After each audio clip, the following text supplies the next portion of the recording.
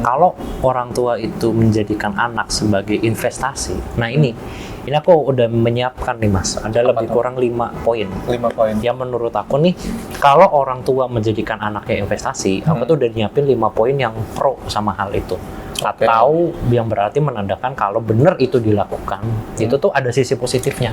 Benar dilakukan ada positifnya. Kalau benar-benar dilakukan, orang tua tuh menjadikan anak kandungnya investasi, itu tuh ada sisi positifnya di situ. Bukan berarti semua negatif. Mengiyakan maupun semuanya negatif ya. Tapi ada sisi ada loh sisi positifnya. Oke, apa tuh? Aku penasaran. Yang pertama nih.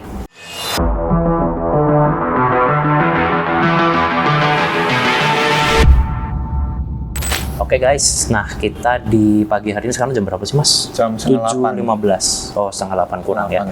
Nah ini di pagi-pagi ini Mas, enaknya kita bahas apa ya? Kan kemarin kita terakhir agama tuh. Lumayan banyak Mas ternyata minat soal agama nih. Viewernya banyak juga sih. Viewernya banyak, terus kita upload di ini TikTok juga dalam sehari view-nya langsung 600 lebih Mas. Wow. 650 dalam sehari. Kok kalau menyinggung agama? Emang kalau agama tuh ada romantiknya. Ya. Sama ada satu lagi sebenarnya Mas. Kayaknya kalau mau mencuat lagi nih. Apa tuh? LGBT. Tapi oke sih kita. Iya, kita kan pernah bahas sebenarnya pas yang di audio only ya. Nah, sekarang kita mau masuk ke video ke YouTube, nanti kayaknya seru nih. Nah, coba Mas sebelum kita masuk ke sana.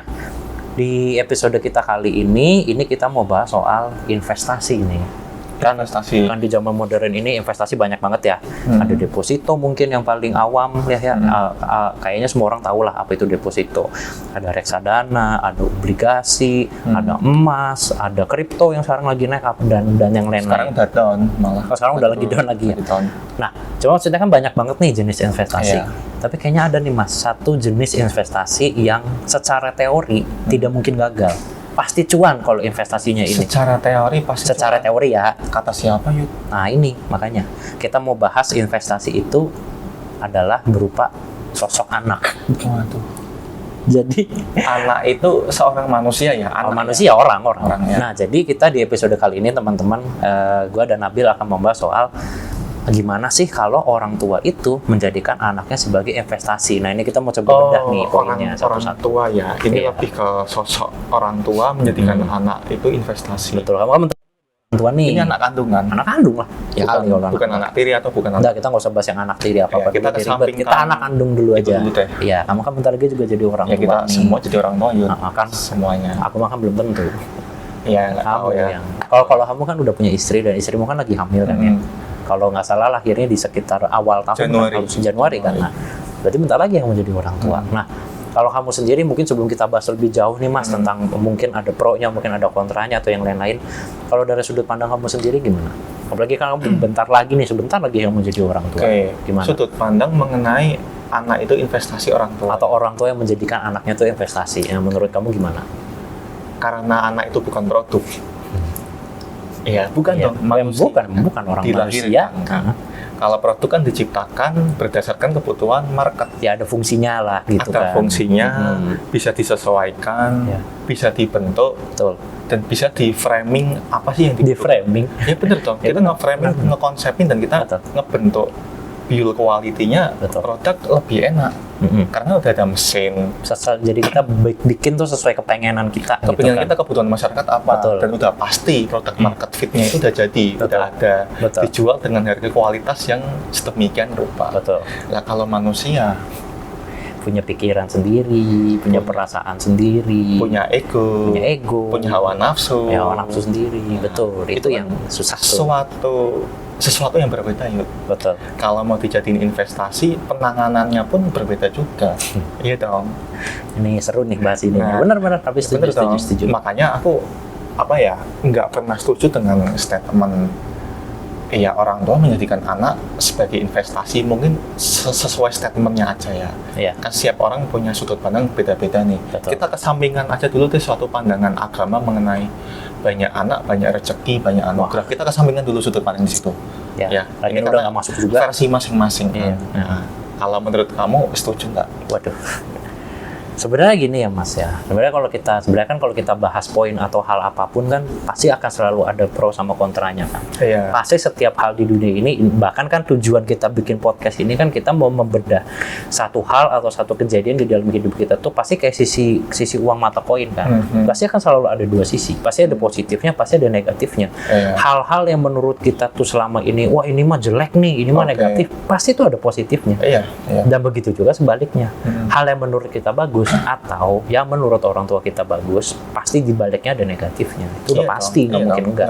Tinggal kita satu mau menyadari akan hal itu apa enggak, dua kita mau open minded enggak untuk menerima bahwa selain sudut pandang kita ada loh sudut pandang yang lain yang bisa jadi benar juga. Karena kan di setiap kesedihan ada kebahagiaan. Betul. Sebaliknya kan. Di setiap kebahagiaan ada kesedihan. Kalau memang nggak mau menerima kebahagiaannya, ya silakan lalui kesedihannya dulu, selesai. Iya.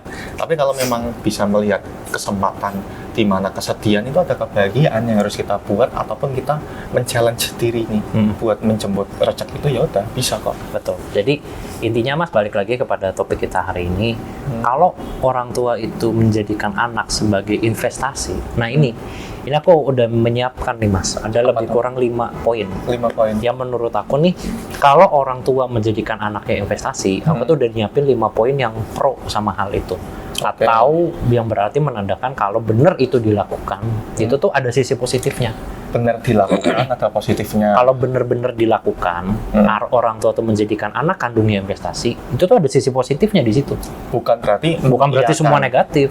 Mengiyakan maupun semuanya negatif ya, tapi ada sisi positifnya. Oke, apa tuh? Aku penasaran. Yang pertama nih, investasinya apa dulu? Investasi duniawi atau surgawi nanti? Kalau investasinya surgawi, aku sangat-sangat setuju. Akhirat ya? Akhirat. Jadi kalau misalnya orang tua kita udah meninggal, ya kita doain biar dia lebih cepat masuk surga. Karena kalau di ajaran agamaku, kalau aku nggak salah begitu.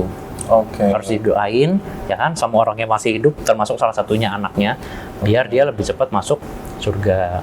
Gitu, segala macem. Jadi kalau investasinya akhirat, dalam arti, kalau orang tua gue udah meninggal, ya gue harus bisa berbuat sesuatu gitu, kayak misalnya tadi ngedoain mungkin, atau nguburin, atau kalau di ajaranku tuh ada yang dikremasiin atau segala macem. Nah itu kan nanti semua anak yang ngurus. Nah itu kalau investasinya buat akhirat, aku setuju. Tapi kan kita harus tahu dulu Yud, apa yang harus orang tua lalui untuk menjadikan, menurut kamu, anak itu bisa ada positifnya juga buat akhirat orang tua, iya dong? Iya benar. Enggak ucuk-ucuk punya anak asik nih, punya investasi akhirat. Enggak gitu sistemnya. Cuma maksud aku kalau misalnya maksudku gini, berarti mungkin poin utamanya adalah dari cara ngedidiknya dulu mungkin. Oke, setuju. Karena kalau cara ngedidiknya udah benar, dalam arti si anak itu beneran jadi bisa pure sayang dan hormat sama orang tuanya, investasi akhirat sih itu udah pasti otomatis. Aku setuju di bagian itu. Gak usah diajarin, udah pasti ya. Kalau orang tua kita mungkin nanti meninggal atau gimana, ya masa sih kita nggak yang ngurusin mungkin penguburannya atau doainnya atau apanya, pastilah kalau hubungan antara anak sama orang tuanya benar. Kalau anak masih hidup. Dan kalau anaknya masih hidup. Tapi kalau ngedidiknya pun nggak benar, bisa jadi ada di dunia ini anak yang nungguin orang tuanya mati. Bisa jadi. Banyak sih. Aduh, udahlah, langsung next saja. Oke, poin itu apa tuh? Daripada melebar. Tapi itu poin yang pertama ya. Kalau dijadiin investasinya untuk akhirat, nah itu aku setuju. Karena buat aku sendiri, untuk si anak pun nggak terlalu ribet lah. Kalau dia cuma dijadiin investasi buat akhirat, paling modalnya doa. Terus kalau nguburin atau ngekremasi tadi segala macam, ya itu kan bukannya memang kewajiban ya. Ya masa harus orang lain sih yang nguburin orang tua lu? Kan bisa kok, bisa orang lain juga sebenarnya. Ya bisa, cuma kan lebih baik, lebih etis kan kalau anaknya sendiri. Keluarganya. Betul. Nah, terus yang kedua nih, nah ini poin 2 sama poin seterusnya itu udah kalau investasinya tuh buat duniawi. Ini poin 2 tuh investasi untuk duniawi. 2, 3, 4, 5 itu udah buat duniawi semua. Oke. Nah, poin kedua adalah gini. Kalau buat aku pribadi ya, kan orang tua itu kan sudah berkorban untuk kita. Kayak misalnya apalagi mungkin ibu. Ngelahirin kita udah pertaruhannya nyawa apa segala macam. Meskipun di balik itu mungkin kita juga pernah bahas di podcast kita episode sebelumnya. Kita udah pernah bahas kalau orang tua itu ketika dia memutuskan punya anak, dia itu udah melalui beberapa step. Kalau dia udah sampai di final step, dia memutuskan buat punya anak, anaknya dilahirin, ya lu harusnya nggak boleh komplain sebagai orang tua. Tapi anggaplah kan orang tua sudah melahirkan kita, sudah membesarkan kita. Ya. Bahkan mungkin ada beberapa kasus di mana orang tua itu rela dalam tanda kutip ya, mengorbankan mimpinya, mengorbankan kebahagiaannya. Yang penting anaknya yang bisa hidup, yang bisa hidup enak, bisa menggapai mimpinya, gitu-gitu segala macam. Terus poinnya apa nih? Nah, menurutku dengan orang tua yang sudah berkorban sebegitunya, ya apa sih salahnya kita sebagai anak sekarang kayak ibarat kasarnya gantian lah. Kalau dulu pas kita kecil orang tua kita yang cari duit, orang tua kita yang menafkahi kita, yang ngasih kita makan, ngasih kita tempat tinggal dan yang lain-lain.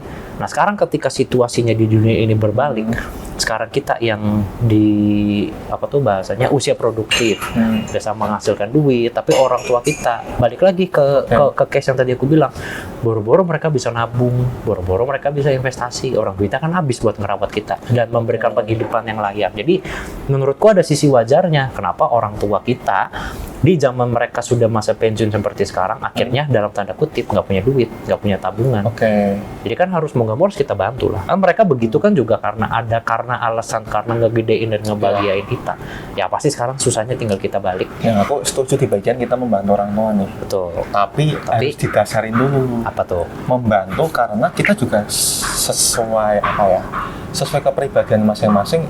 Kita sebagai anak udah dididik dengan hal dan step yang baik oleh orang tuanya. Betul. Kalau memang nggak dididik dengan baik, ya jangan ngarepin orang tua itu bakal dibantu sama anaknya.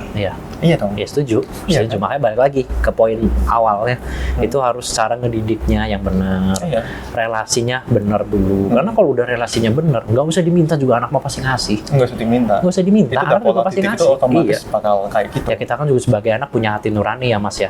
Bisa lah ngerasa kayak kok orang tua gua kasihan ya. Ya kita tinggal kasih gitu kan.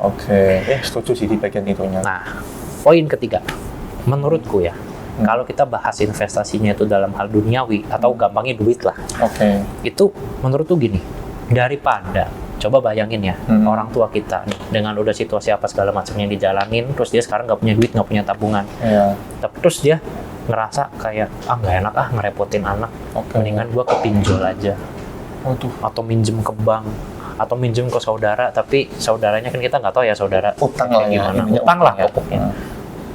Kan ribet ya, apalagi kan aku pernah punya teman yang mana orang tuanya tuh pinjam.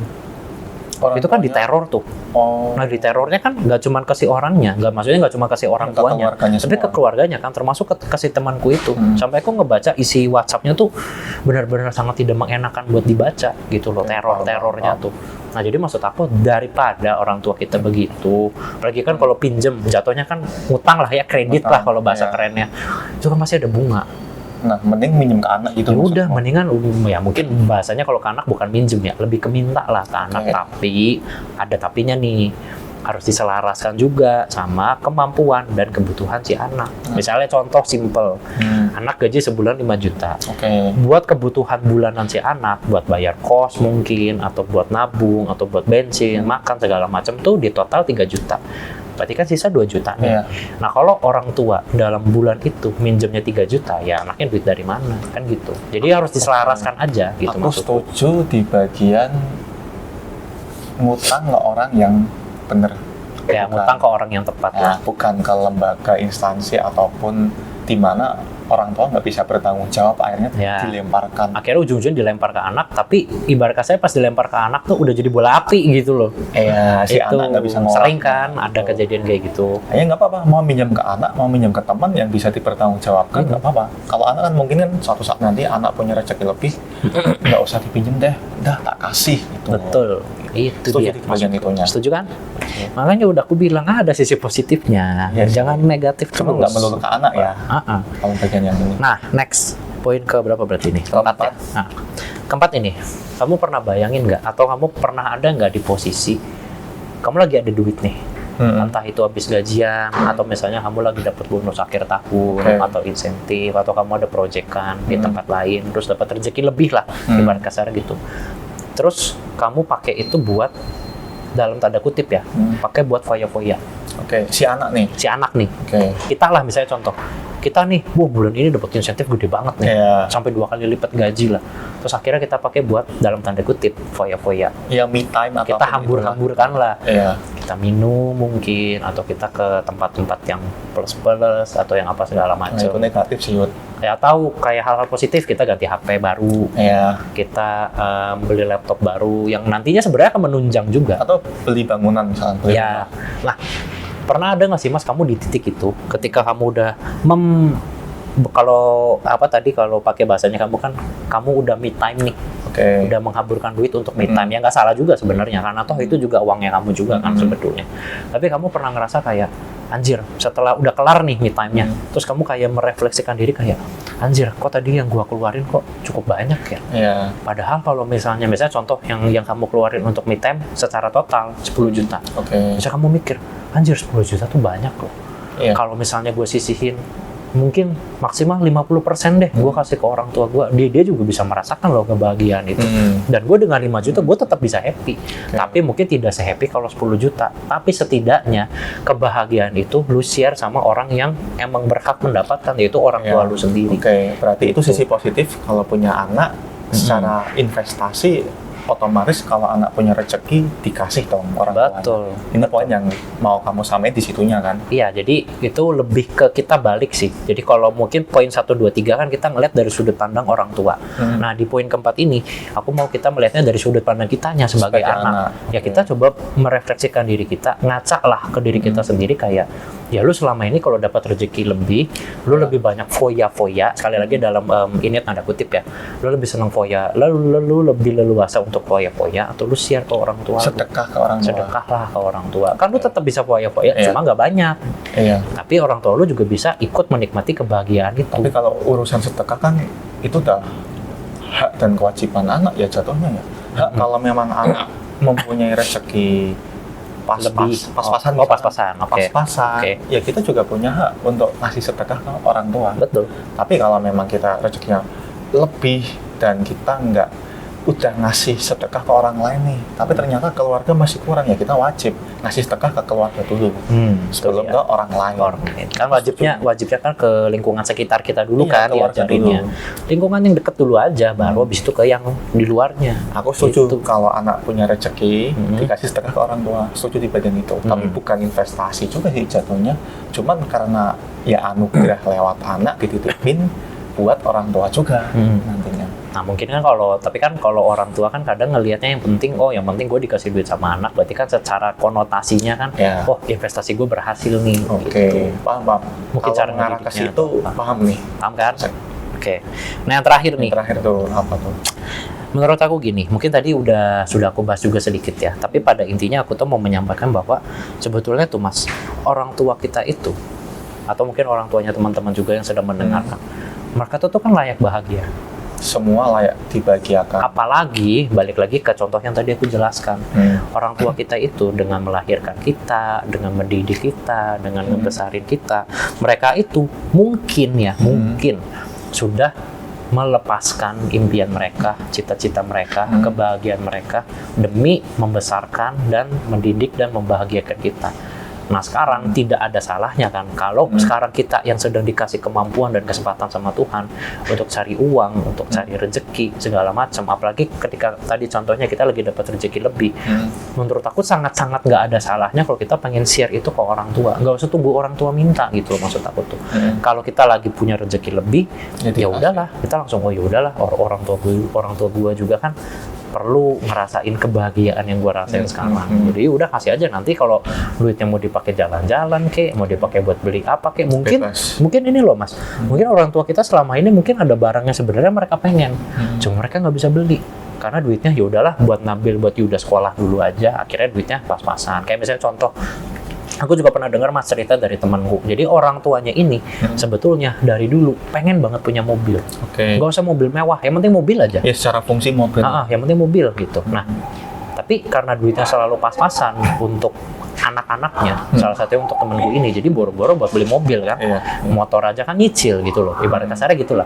Nah sekarang ketika posisinya dibalik, temenku yang udah kerja apa segala macem dengan tempat kerja yang oke, dengan gaji yang lumayan, dengan benefit kayak insentif, bonus dan yang lainnya yang oke juga, jadi mulai bisa nabung tuh untuk ngebeliin barang impian orang tuanya yang selama ini tidak bisa dibeli. Karena apa orang tua nggak sanggup beli? Karena nggak gedein kita. Jadi kayak bar kasarnya kalau bahasa kerennya tuh ya give and take lah. Give and take. Orang tua kita udah give sesuatu, ya kita give balik sesuatu. Menurut aku nggak ada salahnya. Sekali lagi, tapi kalau mampu kitanya. Itu nggak salah sih.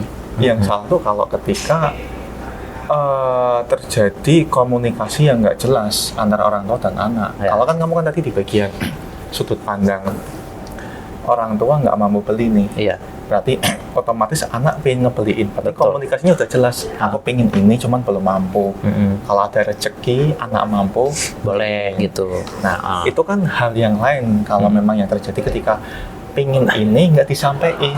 Iya. Ketika anak mampu, si orang tua ngata-ngatain si anak, lu kok mampu nggak ngebeliin ini? Lah kapan lu minta? Iya. Iya, Betul. Secara fungsi nggak Iya. dikomunikasi ini. Terus ketika anaknya, ya sekarang secara kronologinya kalau anak mampu dalam tanda kutip itu secara fisik, secara karir, secara rezeki. Kalau anak berkebutuhan khusus, Waduh. itu gimana? Iya. Untuk dirinya sendiri aja udah Dia effort harus ya. survive gitu. Harus effortnya lebih ya. Iya. Benar. Apalagi finansialnya nggak kurang misalnya. Iya. Kecukupan aja deh. Iya. Nggak ada Anjir. kelebihan. Iya, benar. Iya. Nah, Terus orang tua mau, aku tuh udah ngelahirin kamu loh. Kamu kok nggak gini. Ini misalkan yang bagian toksiknya Iya. lah orang anaknya. Ya, mohon maaf nih, gua buat diri sendiri gua aja effort ya. Nah itu Iya, paham. Itu sih mungkin ada Setuju, banyak betul. sisi-sisi yang oke, positifnya ada. Cuman di dalam positif kita perlu pikiran faktor-faktor X-nya juga dong. Faktor negatifnya lah ya. Nah, tapi aku setuju nih dari Apa tuh? beberapa pendapat yang kamu sampaikan. Tapi ada bagian hal yang perlu kita pikirkan juga yuk. Nah, apa tuh? Bukannya nggak setuju juga ya. Cuman bukan berarti investasi itu harus ke anak. Iya. Karena kan di sini kan kita membahas investasi, berarti kan investasi itu ya kalau lebih baik bukan ke seorang anak, tapi investasiin ke diri kita sendiri, buat diri kita sendiri ke masa tua nanti sebagai orang tua gimana gitu. Yang pertama kan poin yang paling utama tuh anak bukan pemuas harapan ataupun impian keinginan orang tua, termasuk investasi. Setuju betul. Gitu. Terus? Nah di situ kan berarti harus digarisbawain tuh yuk.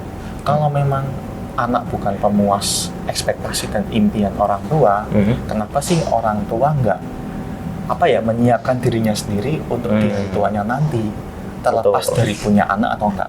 Setuju. Itu kalau punya anak yuk. Kalau kasusnya nggak punya anak, 10 tahun bayi tabung, dicoba berkali-kali, nggak punya anak, gagal dan nggak mau mengadopsi. Ya. Misalkan mengadopsi pun nggak apa-apa deh, atau membangun panti asuhan. Membangun kan harus punya modal lagi. Iya. Nah, modalmu di hari tua udah kamu siapin belum? Kalau misalkan buat kaum muslim, oke lah mau pengen naik haji nih. Ya. Gimana mau naik haji, ngurus anak aja susah nih gitu loh, buat kebutuhan pendidikan susah, tabungan pensiun aja udah kepake buat biaya ini itu. Iya benar. Loh, ya gimana kayak gitu. Nah, terus yang poin tuh yang masih relate, anak itu nggak memilih untuk dilahirkan loh. Waduh. Iya, kita kayaknya pernah bahas itu sih. Iya, pernah bahas kan. Iya. Sekarang kalau nggak pernah memilih untuk dilahirkan, nah di sudut pandang positifnya ada, tapi secara negatifnya, ya lu mau ngarep apa? Kalau anak aja nggak mau dilahirkan, tapi lu ngoyo banget nih kalau misalkan kamu udah lahir, jadi anak soleh-soleha ya, jadi dokter biar nerusin usaha bapak, jadi polisi nih biar ini, atau jadi cita-cita yang lain yang diharapkan sama orang tuanya. Dan ternyata di sisi lainnya impian itu orang tua nggak tercapai. Akhirnya diinformasiin ke anak harus jadi orang tua yang pingin. Kamu tuh udah di sekolah yang bagus, edukasinya yang bagus, mahal, kualitas hidupnya yang Bapak udah berkorban buat kamu. Iya betul. Ya kan? Udah wow lah. Iya. Intinya. Berarti kamu harus mengikuti apa kata saya gitu kan? Intinya gitu kan? Intinya gitu nih. nih. Paham. Otomatis kan itu bukan suatu investasi lagi. Itu mah udah paksaan namanya. Iya itu. Iya paham. Investasi itu ketika keadaan berubah, ya lu harus terima dan harus adjust gitu loh. Ya gampangnya mah investasi gak ada yang 100% pasti cuan lah. Pasti ada loss-nya. Nah kalau loss lu bisa terima apa enggak? Iya. Ya produk aja kalau loss lu jual atau beli nih. Iya. Nah, benar. Nah ini anak, bukan lu jual barang gitu iya, loh. Iya. Antara lu masih mau care maintenance anak kamu atau udah enggak nih gitu loh. Enggak tuh kayak cuek, ya mau nggak mau lu harus ikutin orang tua. Nah itu cerita nih. Yang ketiga bukan investasi akhirat sih jatuhnya sih. Memang di Islam kan kalau orang tua udah meninggal ada beberapa amal yang nggak terputus nih. Yang pertama kan sedekah, yang kedua anak yang berbakti lah ya. Anak yang mendoakan nggak sih? Yang mendoakan. Nah, tadi yang udah kita bicarain kan kamu obrolin anak yang mendoakan. Bukan berarti kan anak bisa dijadiin investasi akhirat juga ya. Sekarang kalau gini nih, kalau ada kejadian orang tuanya itu enggak atau belum bisa menyiapkan agama yang bagus buat anaknya, gimana anak mau mendoakan orang tuanya? Oke. Kadang bayangin sih, kita sebagai manusia aja udah nggak sempurna nih sebagai orang tua. Tiba-tiba di penghujung akhir hidup kita ngelakuin kesalahan di mana anak jadi benci banget sama kita. Oke, paham. Apakah kita masih bisa berharap anak itu mendoakan kita sebagai orang tua? Belum tentu kan? Ya. Dan bukan salah si anak juga kalau ternyata tidak mendoakan kan? Iya, karena memang situasinya begitu. Situasinya orang tua yang melakukan kesalahan besar nih, fatal di penghujung hayatnya gitu. Paham. Oh ternyata orang tuaku gini ya. Akhirnya si anak mendapatkan emosi negatif yang ngapain sih doain orang tua? Selama ini aja orang tuaku salah ternyata ke aku sampai akhir hayatnya. Itu bisa jadi kayak yang kita bahas tadi di awal. Bisa jadi anaknya emang udah nungguin orang tuanya mati. Oh itu jadi baru-baru didoain kan? Ada kasus lagi tuh yang kayak gitu. Ada lagi. Yang pada akhirnya kan ya investasi akhirat itu bukan di anak loh, di kita sebagai individu masing-masing harus nyiapin diri buat akhirat. Kan nanti kan di akhirat kan yang diperhitungkan kan kita semua Yud. Dosa pahala itu kan anak hanya membantu saja, mendoakan, membantu loh ya. Bukan berarti anak jadi juru kunci semuanya nih. Dia yang nge-take over gitu, bukan ya? Enggak, anak juga pasti akan diperhitungkan juga nanti di dunia dan di akhirat gitu semuanya. Paham. Ya itu 3 poin utama sih. Dan poin terakhirnya yang mau ditekankan ya sebuah kesalahan itu akan terjadi ketika orang tua secara general itu menitik beratkan arti investasi itu ke keluarga termasuk anak. Oke, karena apa sih yang perlu digarisbawahi ya? Ada orang yang punya pemahaman aku terlalu ego untuk melahirkan anak, untuk menikah, untuk berpacaran, menikah, melahirkan anak, di mana dunia udah overpopulasi. Betul. Pernah dengar kan pemahaman seperti itu? Iya, pernah. Bahkan ada yang mau child free biar nggak overpopulasi, biar beban dari segi biaya juga jauh berkurang. Ada orang yang punya pemahaman seperti itu kan? Iya, betul. Nah, ketika pemahaman itu dicampur semuanya, kita dihadapkan dengan dunia yang sekarang. Apakah masih pantaskah kita masih mau mengandalkan anak sebagai investasi? Enggak sih, menurutku kurang tepat sih. Kurang pas ya di zaman sekarang ya. Di zaman sekarang kurang bijak sih ya. Kalau memang kita bisa menginvestasikan diri kita sendiri ke masa tua nanti, itu jauh lebih baik. Itu jauh lebih baik. Bener, aku setuju sama kamu. Gak usah ngarepin siapa-siapa lah, ibarat kasarnya gitu ya. Iya, nggak usah ngarepin sama si anak. Kita aja udah menikah sama pasangan kita masing-masing. Ya udah, itu udah couple, udah. Ya udah jadi satu paket lah. Satu paket. Lu tinggal menyiapkan masa tuamu mau gimana. Itu terlepas dari anakmu mampu atau enggak. Anakmu itu sempurna atau enggak. Gitu loh. Ya, kan manusia nggak ada yang sempurna ya. Pasti lah nggak ada. Iya. Terus kita mau menanamkan investasi itu ke anak dengan segala upaya kita yang terbaik, the best banget pokoknya lah cara kita memperlakukan anak, terus menumbuhkan keluarga yang bagus. Iya, kalaupun amit-amit gagal, ya udah nggak masalah. Toh kita punya investasi yang udah kita tanamkan dari dulu, kita kecil sampai gede buat hari tua kita nanti. Itu sih. Ya, setuju. Ada benernya. Jadi ibarat kasarnya biar disimpulkannya tuh berarti hidup kita tuh kalau bisa jangan terlalu bergantung sama orang lain siapapun itu ya. Mau anak ya mau siapa. Lebih bagus akan jauh lebih baik, lebih bijak kalau kita tuh bisa mempersiapkan segala sesuatunya tuh sendiri. Iya betul. Jadi mau nanti kita dapat bantuan kek, mau nggak dapat bantuan kek, ya kita udah bisa jalan sendiri. Bisa jalan sendiri. Ibarat kasarnya gitu kan. Secara pribadi ya. Secara pribadi ya. Kalau secara keluarga ya, Ya. Itu sih diutamakan fungsi keluarganya apa dulu nih untuk menjalankan suatu keadaan. Ya lu butuhnya apa ya secara general aja, nggak perlu investasiin ke ini itu ya ujung-ujungnya kita meminta balik atas Ada demand lah ya jadinya. ada demand jadinya. Mana nih gue udah investasi, mana nih returnnya? Ya kok kayak gini Dikira ya? ini deposito anjir. Nah, padahal Iya, kan iya. ya menghasilkan return sendiri ya karena perlakuan kita sendiri. Nah, setuju betul. Itu sih. Wah, gila ya. Sebenarnya banyak nih masih bisa dibahas kalau soal ini. Tapi Bentar lagi ini kerja. udah bentar lagi jam 8, bentar lagi kita kerja.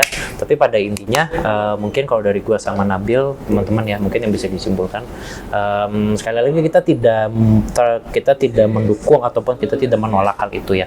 Jadi dalam arti silakan bisa disesuaikan dengan kebutuhan masing-masing. Cuma balik lagi kepada poinnya, ketika orang tua menjadikan anak itu investasi, Iya.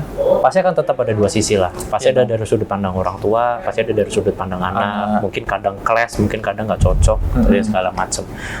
Tapi apapun itu, ya tinggal disesuaikan sama kebutuhan dan keadaan kita masing-masing. Disesuaikan dengan kemampuan kita. Kalau misalnya kita yang anak, kita mampunya ngasih berapa dan yang lain-lain. Tapi kalau nanti someday kita yang jadi orang tua, seperti Mas Nabil ini Ya, sebentar lagi, disesuaikan juga nanti sama kebutuhan anaknya. Ya Kita anaknya sebagai- mampunya berapa, Betul. segala macam. Terus kitanya juga tadi kan kalau kata kamu kan lebih bagus kalau kitanya juga nyiapin buat diri kita sendiri. Betul, sebagai orang tua ya kita harus mempersiapkan sedemikian rupa di sisi orang tua ya. Nggak Untuk diri sendiri gitu nggak kan. perlu ada statement investasi ke anak karena anak punya dunianya sendiri nih. Dia punya jalan sendiri lah, Ya. ibarat kasarnya gitu. Oke, berarti untuk pembahasan soal anak itu investasi orang tua sudah cukup dan kita juga harus balik kerja lagi. Ngopi dulu lah. Yaudah, yuk Mas. Oke.